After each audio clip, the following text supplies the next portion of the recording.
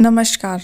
आप सभी का एक बार फिर से स्वागत है इस YouTube channel A to Z information में।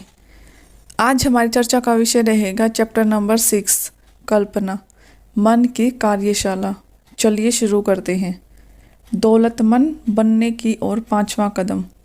कल्पना वास्तविकता में वह कार्यशाला है जहां इंसान द्वारा बनाए गए सभी प्लान सही आकार में ढलते हैं। यहाँ मन की कल्पना शक्ति द्वारा संवेग या चाहत को आकार रूप और कार्य रूप दिया जाता है। यह कहा गया है कि इंसान जिस चीज़ की कल्पना कर सकता है उसको वास्तविक रूप भी दे सकता है। अपनी कल्पना शक्ति की मदद से इंसान ने पिछले 50 वर्षों के दौरान प्रकृति की शक्तियों को जितना खोजा है, जितना दोहन किया है, उतना इससे पहले मानव जाति के पूरे इतिहास में नहीं हुआ। उसने हवा को पूरी तरह से जीत लिया है और उड़ने के मामले में पक्षियों को बुरी तरह पीछे छोड़ दिया है। उसने करोड़ों किलोमीटर दूर सूर्य का घर मालूम कर लिया है। उसका यह विश्लेषण कर लिया है कि कल्पना की मदद से यह निर्धारित कर लिया है कि यह किन तत्वों की मदद से बना है। उसने वाहनों की गति बढ़ा ली है और अब वह 600 मील प्रति घंटा से भी अधिक रफ्तार से यात्रा कर सकता है। तर्क की दृष्टि से इंसान की इकलौती सीमा उसकी कल्पनाशीलता के विकास और प्रयोग को लेकर है। वह अपनी कल्पना शक्ति के प्रयोग के विकास के शिखर पर अब भी नहीं पहुंचा है। उसने तो सिर्फ यह खोज की है कि उसके पास कल्पनाशीलता है और उसने बहुत ही प्रारंभिक तरीके से इसका प्रयोग करना शुरू कर दिया है। कल्पना के दो रूप। कल्पना दो तरीकों से काम करती है। एक तरीका है संश्लिष्ट कल्पना और दूसरा है रचनात्मक कल्पना। संश्लिष्ट कल्पना शक्ति के द्वारा इंसान पुरानी अवधारणाओं, विचारों एवं योजनाओं को नई कॉम्बिनेशन में व्यवस्थित कर सकता है। इस शक्ति से कुछ नहीं रचा जाता, बल्कि यह केवल अनुभव, शिक्षा और अवलोकन की वस्तु के हिसाब से कार्य करती है। आविष्कार करने वाले लोग अधिकतर इसी शक्ति का प्रयोग करते हैं।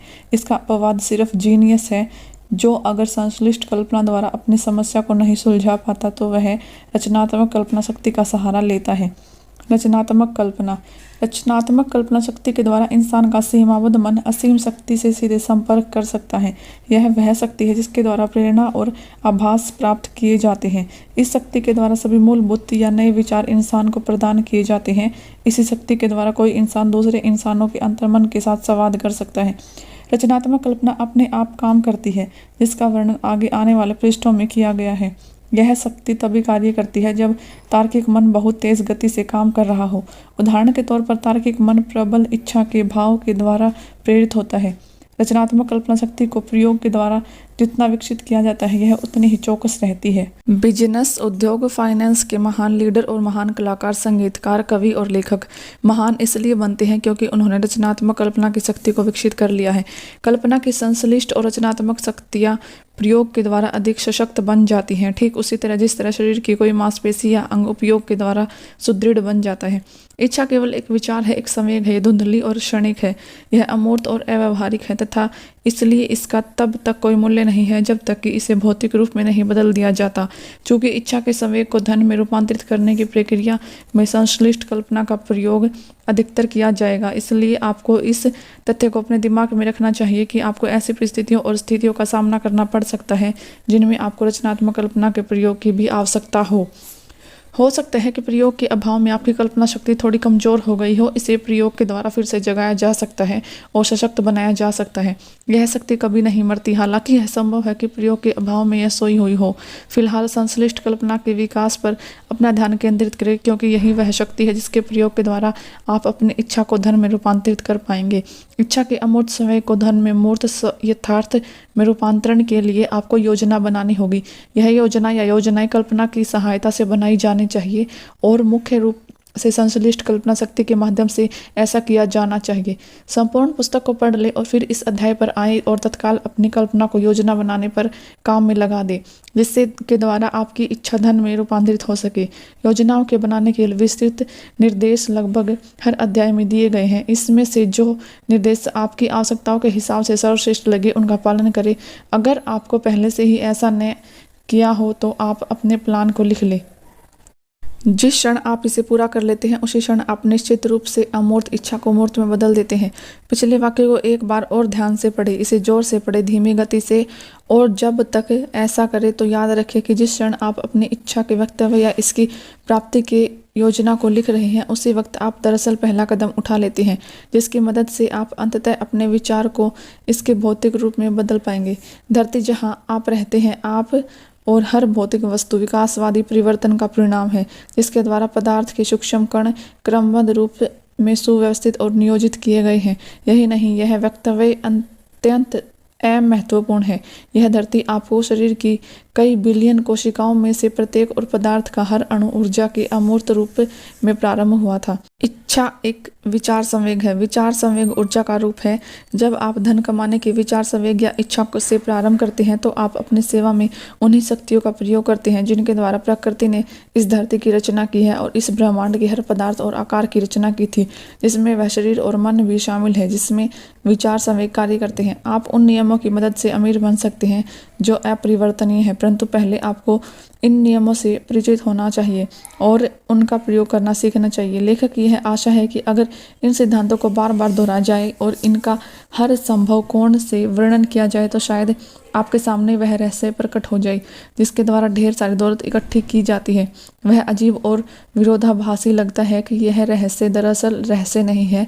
प्रकृति इसी धरती पर इसका विज्ञापन करती है जिसमें हम रहते हैं। हमारी धरती, सितारे, ग्रह, हमारे ऊपर और चारों तरफ मौजूद तत्व, घास का हर तिनका और हमारी आंखों को दिखाई देने वाला हर जीवित प्राणी इसी रहस्य को उजागर करते हैं।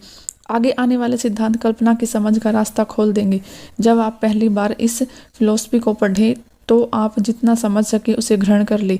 इसके बाद इसे दोबारा पढ़े और तब तक आप पाएंगे कि ऐसा कुछ हुआ है जिस वजह से यह अधिक स्पष्ट हो गई है और तब आपको संपूर्ण स्थिति की अधिक व्यापक समझ प्राप्त होगी। सबसे बड़ी बात यह है कि आप इन सिद्धांतों के अध्ययन में न रुके, न ही झिझके जब तक कि आप इस पुस्तक को कम से कम 3 बार पूरा न पढ़ ले, क्योंकि इसके बाद आप इस पुस्तक को पढ़ना कभी बंद नहीं करेंगे। विचार अमीरी की शुरुआत बिंदु है। विचार कल्पना द्वारा पैदा होते हैं। आइए हम कुछ सुपरिचित विचारों का परीक्षण करें जिनसे बहुत सारी दौलत कमाई गई है। ऐसी आशा है कि इन उदाहरणों से आपको उन तरीकों के बारे में निश्चित जानकारी मिल जाएगी जिसके द्वारा कल्पना का प्रयोग अमीर बनने में किया जा सकता है। काफ़ी साल पहले एक बूढ़ा देहाती डॉक्टर शहर में आया। उसने अपना घोड़ा बांधा और धीरे से वह एक दवाई की दुकान में पिछले दरवाजे में घुस गया और युवा ड्रग क्लर्क से चर्चा करने लगा। 1 घंटे तक बूढ़ा डॉक्टर और क्लर्क धीरे धीरे बातें करते रहे। फिर डॉक्टर बाहर गया। वह अपनी बग्घी के पास पहुंचा और उसने उनमें से एक बड़ी सी पुरानी केतली और एक बड़ा लकड़ी का पैडल निकाला और उसने इन चीज़ों को स्टोर के पिछवाड़े में रख दिया। क्लर्क ने केतली की जांच की, अपनी अंदर की जेब में हाथ डालकर नोट निकाले और डॉक्टर को दे दिए।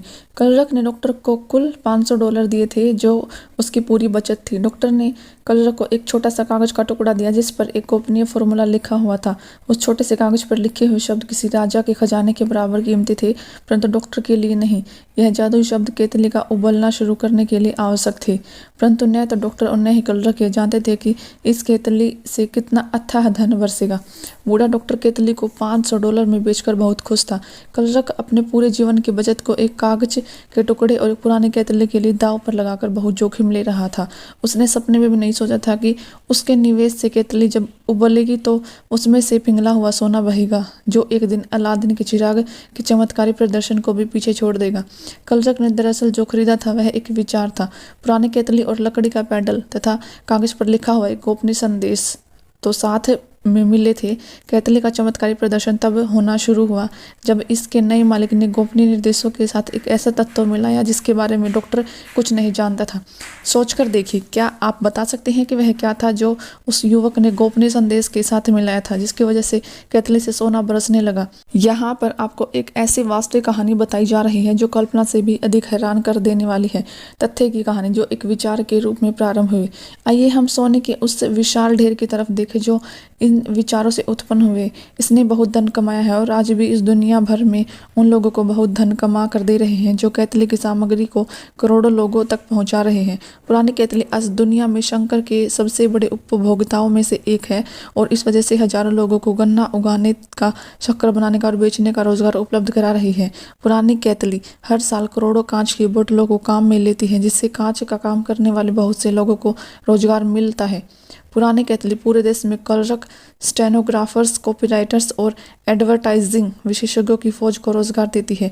इसने उन दर्जनों कलाकारों को दौलत और शोहरत दिलाई है जिन्होंने इन प्रोडक्ट का विज्ञापन करते हुए बेहतरीन पिक्चर्स बनाई थी। पुरानी कैथली एक छोटे से दक्षिणी शहर की दक्षिण की बिजनेस राजधानी बना दिया है, जहां यह अप्रत्यक्ष और प्रत्यक्ष रूप से शहर के हर बिजनेस और हर नागरिक को लाभ पहुंचाती है। इस विचार के प्रभाव अब दुनिया के हर सभ्य देश को लाभ पहुंचाता है और इसे छोड़ने वाले हर आदमी को सोने की बहती हुई धारा में से हिस्सा मिलता है। कैथली से बरसते सोने ने दक्षिण के एक प्रसिद्ध कॉलेज को बनाया, जहां हजारों युवक युवतियां सफलता के लिए अनिवार्य प्रशिक्षण प्राप्त करते हैं। अगर पीतल की यह पुरानी कैथली बोल सके तो यह हर भाषा में रोमांस की रोमांचक कहानियां सुनाएगी। प्रेम का रोमांस, बिजनेस का रोमांस, प्रोफेशनल पुरुषों और महिलाओं का रोमांस जो इसके द्वारा दिन प्रतिदिन होते हैं। लेखक कम से कम एक ऐसे रोमांस के बारे में पूरी तरह से आश्वस्त है क्योंकि वह इसका एक हिस्सा रहा है और यह उस स्थान से ज़्यादा दूर नहीं हुआ था जहां से ड्रग्स क्लर्क ने पुरानी कैथली खरीदी थी। यहाँ पर लेखक अपनी पत्नी से मिला था और उसी ने लेखक को इस जादुई कैथली के बारे में पहली बार बताया था। उस समय भी वे इस कैथली में उबलने वाले सामान पी रहे थे जब लेखक ने उससे पूछा था, क्या तुम मुझसे शादी करोगी? आप कोई भी हो, आप कहीं भी रहते हो, आप कोई भी काम करते हो, भविष्य में इतना याद रखें कि जब आप कोका कोला शब्द सुने तो आप यह याद कर ले कि दौलत और प्रभाव का यह साम्राज्य एक विचार से शुरू हुआ था और ड्रग क्लर्क आशा कैलेंडर ने उस गोपनीय फॉर्मूले के साथ जो रहस्यमय तत्व मिलाया था वह था कल्पना। ठहरिए और इसके बारे में एक पल सोचिए। यह भी याद रखें कि अमीरी के 2 कदम इस पुस्तक में बताए गए हैं। उन्हीं के सहारे कोका कोला का प्रभाव दुनिया के हर शहर, कस्बे, गांव और चौराहे पर फैला हुआ है और आपके मस्तिष्क में उत्पन्न होने वाला हर विचार जो कोका कोला की तरह दमदार और संभावनापूर्ण हो, दुनिया भर की प्यास बुझाने वाला इस रिकॉर्ड की बराबरी कर सकता है। अगर मुझे $10 लाख मिल जाए तो मैं क्या करूंगा? यह कहानी उस पुरानी कहावत की सच्चाई सिद्ध करती है, जहां चाह वह राह। यह मुझे प्रिय शिक्षाविद और धर्मोपदेशक स्वर्गीय फ्रैंक डब्ल्यू गुंसालस ने सुनाई थी, जिन्होंने शिकागो के स्टोक यार्ड वाले क्षेत्र में धर्मोपदेश का अपना करियर शुरू किया था। जब गुंसालस कॉलेज में पढ़ता था तो उसे हमारे शिक्षा तंत्र में कोई दोष नजर आए। उसे विश्वास था कि अगर वह कॉलेज का प्रमुख बन जाए तो वह इन दोनों दोषों को दूर कर सकता है। उसने अपने मन में यह ठान लिया कि वह एक नया कॉलेज बनाएगा जिसमें वह अपने विचारों को आजमाएगा और शिक्षा के पारंपरिक तरीके से हटकर कुछ करेगा। उसे अपने इस प्रोजेक्ट के लिए $10 लाख की जरूरत थी। वह इतनी बड़ी रकम कहाँ से जुटा पाएगा? यही सवाल उस महत्वाकांक्षी युवा धर्मोपदेश के विचार में हर पल कौंधता रहता था, परंतु वह इस दिशा में कोई प्रगति नहीं कर पा रहा था। हर रात को वह अपने बिस्तर पर इस विचार के साथ सोता था। हर सुबह इसी विचार के साथ वह नींद से जागा था। वह जहाँ भी जाता था यह विचार उसके साथ साथ जाता था। वह इसे लगातार अपने दिमाग में बिठाता रहा जब तक यह विचार प्रबल दीवानगी में नहीं बदल गया। दार्शनिक और धर्मोपदेश होने के कारण डॉक्टर गुंसालस यह बात समझते थे जो जीवन में सफल होने वाले सभी लोग समझते हैं कि लक्ष्य की निश्चितता की वह शुरुआती बिंदु है जहाँ से इंसान को शुरुआत करनी चाहिए। वे यह भी जानते थे कि लक्ष्य निश्चित हो जाने के बाद वे जीवित हो जाते हैं। उनमें जीवन और शक्ति का संचार होता है, खासकर तब जब उनके पीछे इस लक्ष्य को इसके भौतिक रूप में रूपांतरित करने की एक धधकती हुई इच्छा हो। वे इन सारी महान सच्चाइयों को जानते थे, परंतु वे यह नहीं जानते थे कि उनके पास $10 लाख कहाँ से आएंगे। आमतौर पर इसका स्वाभाविक तरीका यही होता है कि वे हार मान लेते हैं और यह कहकर प्रयास करना छोड़ देते हैं, मेरा विचार तो अच्छा है परंतु मैं इस बारे में कुछ नहीं कर सकता क्योंकि मैं इसके लिए आवश्यक $10 लाख नहीं जुटा सकता। अधिकांश लोगों ने बिल्कुल यही कहा होता, परंतु डॉक्टर गुंसालस ने ऐसा नहीं कहा। उन्होंने जो कहा और उन्होंने जो किया वह इतना महत्वपूर्ण है कि मैं अब उन्हें खुद ही अपनी बात कहने देता हूँ। शनिवार की एक दोपहर में अपने कमरे में बैठा हुआ सोच रहा था कि अपनी योजनाओं को सफल बनाने के लिए मैं किस तरीके से आवश्यक धनराशि जुटाऊंगा। लगभग 2 सालों तक मैं सोचता ही रहा, परंतु मैंने सोचने के अलावा कुछ नहीं किया था। अब कर्म करने का समय आ चुका था। मैंने तभी अपना मन बना लिया था कि मैं 1 सप्ताह में $10 लाख की राशि जुटा लूंगा। कैसे? यह धनराशि निश्चित समय सीमा में जुटाऊंगा। मुझे आश्वस्त करने वाली एक अजीब सी राहत महसूस हुई जो मुझे इससे पहले कभी नहीं हुई। मेरे अंदर जैसे कोई कह रहा था, तुम इस निर्णय पर पहले क्यों नहीं पहुंचे? यह धनराशि लंबे समय से तुम्हारा इंतजार कर रही थी। घटनाएं तेजी से हुई। मैंने अखबार वालों को बुलाया और कहा कि मैं अगले सुबह एक व्याख्यान दूंगा जिसका शीर्षक होगा, अगर मेरे पास 10 लाख डॉलर हो तो मैं क्या करूंगा। मैं तत्काल व्याख्यान तैयार करने में जुट गया, परंतु मैं आपको सच बताऊं, यह काम मुश्किल नहीं था, क्योंकि मैं इस व्याख्यान को लगभग 2 साल से तैयार कर रहा था। आधी रात के काफी पहले मैंने व्याख्यान लिखना समाप्त कर लिया। मैं बिस्तर पर गया और विश्वास की अनुभूति के साथ सोया, क्योंकि मैं देख रहा था कि मेरे पास 10 लाख डॉलर मौजूद थे और मैं उनका स्वामी था। अगले सुबह मैं जल्दी उठा, बाथरूम में गया, व्याख्यान को पढ़ा और अपने घुटने टेके और पूछा कि क्या मेरा प्रवचन किसी ऐसे आदमी का ध्यान आकर्षित कर सकता है जो आवश्यक धनराशि प्रदान कर सके। जब मैं प्रार्थना कर रहा था तो मुझे वही आश्वस्त करने वाली अनुभूति एक बार फिर हुई कि धनराशि आने ही वाली है। मैं इतना रोमांचित था कि मैं व्याख्यान को साथ ले जाना भूल गया, और मुझे यह बात तब पता चली जब तक कि मैं श्रोताओं के सामने खड़ा होकर उसे शुरू करने के लिए तैयार नहीं हो गया। अब अपने नोट्स लाने का वक्त नहीं था। उन्हें घर पर भूल आना मेरे लिए वरदान साबित हुआ। नोट्स के बजाय मेरे अंतर्मन ने मुझे मेरी जरूरत का सारा सामान प्रदान किया। जब मैं अपना प्रवचन शुरू करने के लिए खड़ा हुआ तो मैंने अपनी आंखें बंद कर ली और मैं अपने सपनों के बारे में अपने दिल और आत्मा से बोला। मैंने ईश्वर से भी बात की। मैंने बताया कि अगर यह धनराशि मेरे हाथों में रख दी जाए तो मैं 10 लाख डॉलर से क्या कर सकता था। मैंने वह योजना विस्तार से बताई जो मेरे मन में थी। मैंने बताया कि मैं किस तरह की महान शैक्षणिक संस्था बनाने जा रहा हूं, जहां युवा लोग व्यवहारिक चीजें करना सीखेंगे और साथ ही उनके मस्तिष्क का विकास भी होगा। जब मैंने भाषण समाप्त कर लिया तो मैं बैठ गया तो पीछे की तीसरी पंक्ति से एक आदमी धीरे से अपनी कुर्सी से उठा और मेरी तरफ आगे बढ़ा। मैं हैरान था कि वह क्या करने के लिए मेरे पास आ रहा है। वह मंच पर आया, उसने अपना हाथ बढ़ाया और कहा, मुझे आपका भाषण पसंद आया। मुझे विश्वास है कि आपने जो कहा है वह आप सचमुच कर सकते हैं, बेशर्ते आपके पास 10 लाख डॉलर हो। यह सिद्ध करने के लिए आप में और आपके प्रवचन में मुझे विश्वास है। मैं आपको 10 लाख डॉलर दे सकता हूं अगर आप कल सुबह मेरे ऑफिस में आ जाए। मेरा नाम फिलिप डी आर्मर है। युवा गोंसालस मिस्टर आर्मर के ऑफिस पहुंचे और उनसे 10 लाख डॉलर मिल गया। उस धनराशि से उसने आर्मर इंस्टीट्यूट ऑफ टेक्नोलॉजी की नींव रख डाली, जिसे अब इलिनॉय इंस्टीट्यूट ऑफ टेक्नोलॉजी के नाम से जाना जाता है। यह 10 लाख डॉलर उसके पास एक विचार के परिणाम के रूप में आए। इस विचार के पीछे एक इच्छा जिसे युवा गोंसालस अपने दिमाग में लगभग 2 साल से पाल रहा था। इस महत्वपूर्ण तथ्य की तरफ ध्यान दीजिए। जब वह अपने मन में निश्चित निर्णय पर पहुंच गया और उसने इसे हासिल करने की एक निश्चित योजना पर अमल करने का फैसला किया, उसके 36 घंटे बाद ही उसे यह धनराशि मिल गई। 10 लाख डॉलर के बारे में युवा गोंसालस के अस्पष्ट चिंतन और धुंधली आशा के बारे में कुछ नया या अद्भुत नहीं है। उसके पहले और उसके बाद भी बहुत से लोगों के मन में इसी तरह के विचार आए थे, परंतु उस यादगार शनिवार को जब वह अपने निर्णय पर पहुंचा तो उस निर्णय में कुछ भिन्न और अभूतपूर्व था। जब उसने अस्पष्टता को अलग हटा दिया और निश्चिंतता से कहा, मैं 1 सप्ताह में यह धनराशि जुटा लूंगा। इससे भी बड़ी बात यह है कि जिस सिद्धांत ने डॉक्टर गोंसालस को 10 लाख डॉलर दिलाए थे, वह सिद्धांत आज भी जीवित है। यह सिद्धांत आपके लिए भी काम कर सकता है। यह शाश्वत नियम आज भी उतने ही काम का है जितना कि यह पहले उस युवा धर्मोपदेशक के काम का था, जिसे अपने इरादे में जबरदस्त कामयाबी मिली थी। यह सोचे कि आशा कैलेंडर और डॉक्टर फ्रैंक के बीच में एक बात समान थी। दोनों ही इस प्रबल सत्य को जानते थे कि निश्चित योजना की शक्ति के द्वारा विचारों को नकदी में बदला जा सकता है। अगर आप उन लोगों में से हैं जो यह विश्वास करते हैं कि सिर्फ कड़ी मेहनत और ईमानदारी से अमीरी आ जाएगी, तो इस विचार को अपने दिमाग से निकाल दें। यह सच नहीं है। अमीरी जब भी प्रचुरता में आती है तो यह सिर्फ कड़ी मेहनत की बदौलत नहीं आती। अमीरी निश्चित मांग की प्रतिक्रिया के स्वरूप आती है और यह कुछ निश्चित सिद्धांतों के प्रयोग पर आधारित है।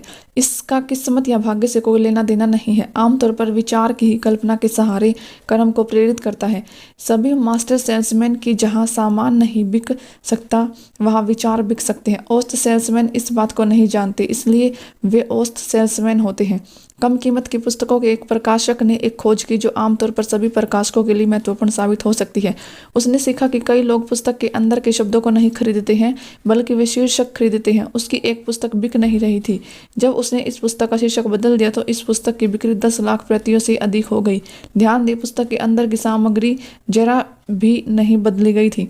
उसने सिर्फ पुस्तक का कवर फाड़ दिया था और जिस पर वह शीर्षक था जो नहीं बिक रहा था, और उसने उसके स्थान पर एक नया कवर लगा दिया जिस पर ऐसा शीर्षक था जो बॉक्स ऑफिस के हिसाब से आकर्षक था।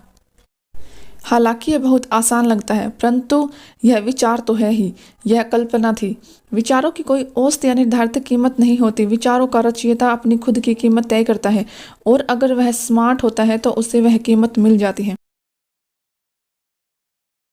व्यवहारिक दृष्टि से हर अमीरी की कहानी उस दिन से शुरू होती है जब विचारों का एक रचयिता और विचारों का एक विक्रेता इकट्ठे होते हैं और मिलकर काम करते हैं। कार्नेगी ने अपने आसपास ऐसे लोगों को इकट्ठा कर लिया था जो वे सब कर सकते हैं जो कार्नेगी नहीं कर सकते थे।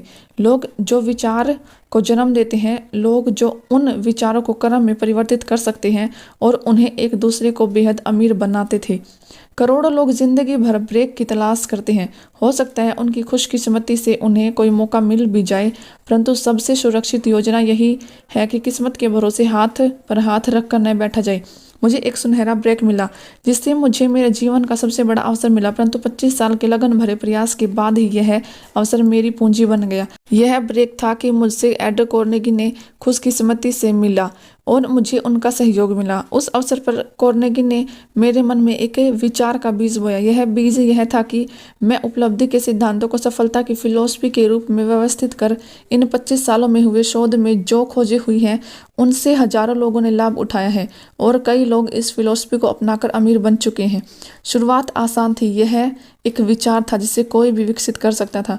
मुझे सहायता देने वाला ब्रेक कार्नेगी से मिला था, परंतु लगन, निश्चित लक्ष्य को हासिल करने की इच्छा और 25 वर्ष की लगन का क्या कोई अर्थ नहीं है? यह कोई सामान्य इच्छा नहीं थी जो इतनी निराशा लोगों द्वारा निरुत्साहित किए जाने, अस्थायी पराजय, आलोचना और समय की बर्बादी के बावजूद बनी नहीं। यह एक प्रबल इच्छा थी, एक दीवानापन था। जब मेरे मन में यह विचार कार्नेगी ने बोया तो उसे जिंदा बने रहने के लिए मनाया गया, इसकी देखभाल की गई और इसे आकर्षित किया गया। धीरे धीरे यह विचार अपनी ही शक्ति में इतना शक्तिशाली हो गया कि इसने बाद में मुझे मनाया, मेरी देखभाल की और मार्गदर्शन दिया। फिर वे स्वयं शक्तिशाली बन जाते हैं और अपने रास्ते के तमाम अवरोधों को हटा देते हैं। विचार अमूर्त शक्तियाँ हैं, परंतु उनमें भौतिक मन में अधिक शक्ति होती है जिनसे वे उत्पन्न होते हैं। उनमें जिंदा बने रहने की शक्ति है और यह शक्ति तब भी बनी रहती है जबकि उन्हें जन्म देने वाला मन धूल में मिल चुका होता है। एड कार्नेगी की तरह साउथ वेस्ट एयरलाइन के फाउंडर में से एक हर्ब केलहेर विचारों को बेचने वाले के एक बेहतरीन उदाहरण है। उस वक्त वे सैन एंटोनियो टेक्सास में एक वकील के रूप में कार्यरत थे जब उस अमूल्य विचार के निर्माता रोलर किंग ने अपनी नई एयरलाइन की शुरुआत करने में उनसे मदद मांगी। रोलिंग किंग एक इन्वेस्टमेंट सलाहकार थे, साथ ही साथ वे एक बिना प्रॉफिट वाली हवाई चार्टर सेवा चलाते थे जो टेक्सास के छोटे शहरों में चलती थी। उस समय अमेरिका में जो लोग हवाई यात्रा करते थे वे व्यावसायिक अधिकारी हुआ करते थे या फिर अमीर लोग। किंग तब निराश हो जाया करते थे जब उन्हें टेक्सास में एक स्थान से दूसरे स्थान हवाई करनी होती थी और उन्हें सीट नहीं प्राप्त होती थी। इसके अलावा उस समय हवाई यात्रा के किराया बहुत अधिक थे। उन्हें ऐसा महसूस हुआ कि टेक्सास के 3 बड़े शहरों में एक एयरलाइन की शुरुआत करने की सख्त जरूरत है। किंग को यह बात अच्छी तरह से पता थी कि उसकी यह छोटी एयरलाइन इस कार्य को ढंग से पूरा करने में असमर्थ है, इसलिए उसे एक नई एयरलाइंस की जरूरत है। उसने ढंग से इन सब का अध्ययन किया और एक बिजनेस प्लान बनाया। उसने $10,000 लिया और अपने वकील हर्ब केलहेर के पास एयर साउथ वेस्ट के लिए जरूरी कागजात काम कराने के लिए पहुंचा। एयर साउथ वेस्ट, जिसका बाद में नामकरण साउथ वेस्ट एयरलाइंस हुआ। पहले तो केलहेर उलझन में पड़ गए, फिर उन्होंने किंग के साथ और अधिक धन जुटाने के लिए और राजनीतिक सहयोग हासिल करने के लिए काम किया। 20 फरवरी 1968 को टेक्सास एरोनॉटिक्स कमीशन ने 3 शहरों में उड़ान भरने की साउथ वेस्ट की पिटीशन को मंजूरी दे दी। तथापि 21 फरवरी को प्रतिस्पर्धी airline Braniff Trans Texas and Continental ने इस आदेश पर अस्थायी रोक लगा दी। केलहेर का एयरलाइन के लिए उत्साह ही था, जिसके द्वारा उसने अपनी वकालत कौशल से उस मुकदमे में जीत हासिल की। वे इस बात को लेकर मुकदमा लड़ रहे थे कि टेक्सास को कोई नई कंपनी की जरूरत नहीं है। इसके लिए साउथवेस्ट को 3.5 साल का इंतजार करना पड़ा। इसमें उन्हें 3 कोर्ट के चक्कर लगाने पड़े, तब जाकर वे विरोधियों को गलत साबित कर पाए और एयरलाइन की शुरुआत करने के लिए जरूरी आज्ञा ले पाए। अलबत्ता उन्होंने एक अच्छी शुरुआत की, पर यह पर्याप्त नहीं थी। कंपनी को पहले वर्ष $37 लाख का नुकसान हुआ और यह नुकसान अगले वर्ष और उसके बाद अगली 6 माह तक जारी रहा। साउथवेस्ट किराया कम कर रखना चाहता था और अपने मूल लक्ष्य के साथ समझौता किए बिना अपने ग्राहकों को आकर्षित करना चाहता था। उनका एक नव परिवर्तन पीक और ऑफ पीक एयरलाइन का किराया रखना भी था और दूसरा 10 मिनट टर्न राउंड था। एयरलाइन के लैंड होने के बाद हर प्लेन गेट के सामने खड़ा हो जाता, सुरक्षाकर्मियों द्वारा जांचा जाता, यात्री उतरते और फिर नए यात्री बैठ जाते तथा एयरलाइन मात्र 10 मिनट में गेट छोड़ देता। इस कार्य में पहले घंटों लगा करते थे। इन 10 मिनट टर्न राउंड ने 3 प्लेन की इस एयरलाइन को व्यस्त रखते और अपना टाइम परफॉर्मेंस सुधारने में मदद करता। बहुत कम बजट होने के कारण वे इसका प्रचार सामान्य मीडिया के माध्यम से नहीं कर पा रहे थे। इसलिए उन्होंने एयरलाइन को प्रमोट करने के लिए एक व्यक्ति से दूसरे व्यक्ति द्वारा प्रचार का फैसला किया। इसको जारी रखने के लिए कंपनी ने अपनी हटकर इमेज बनाई। ग्राहक उनका भगवान है। उन्होंने इस युक्ति पर काम किया। फ्लाइट के कर्मचारियों को सिखाया गया कि किस तरह ग्राहकों को प्यार से देखभाल करनी है। कंपनी का स्लोगन रखा गया, अब कोई और भी है जो आपसे मोहब्बत करता है। साथ ही साथ कोहलर ने उस कपटप्रद समय बर्बाद करने वाली बोर्डिंग पास की जगह ओपन सीटिंग व्यवस्था की शुरुआत कर दी। कोई सीट का रिजर्वेशन नहीं चाहिए था और यात्रियों को बोर्डिंग कार्ड नंबर फ्लाइट के गेट पर ही दिए जाते थे। यात्रियों की संतुष्टि उनका मुख्य उद्देश्य होने के कारण केलहेर और उनकी टीम ने एक निष्ठावान फॉलोइंग बना ली थी तथा उनकी यात्रियों के बीच एक बेहतरीन इमेज भी बन गई थी। साउथवेस्ट धीरे धीरे सफलता की ऊंचाइयां चढ़ने लगा। 1978 तक यह देश की सबसे अधिक कमाई करने वाली एयरलाइन बन गई थी।